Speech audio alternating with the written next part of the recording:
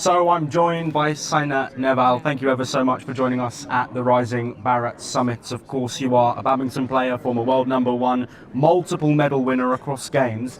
The theme of this summit is strength within. Yeah. How did you find that strength within to become the top of your game, to be the world's best when there might have been distractions?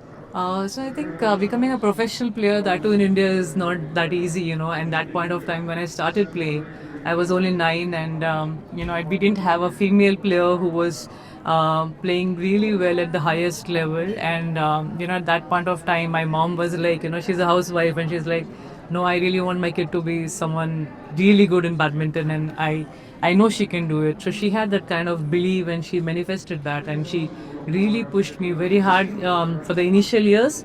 When you're 8, 9, 10, you want to become multiple things. My father is a scientist, so I was like, I want to become a doctor, I want to become a tennis player, and I had different dreams. But my mom kept me really in line, and she was like, no, she's going to go every day, train hard, and she's going to find her way. And I think after a few years, when I started winning the national title, when I was only 13, when I played my first senior international event, I think the strength within came from my mom, and I started believing that the opponents are not machines or robots. They're also human beings. You have to believe in yourself and just play like a person who doesn't care who is in front of you. So I think I became like that when I was on court and practicing so hard. I used to love competition. I think more than badminton, I just love competition, winning, and that was there always. And I think that love for the sport, even before starting to play badminton, was always there. And I used to be always out of the house playing sport,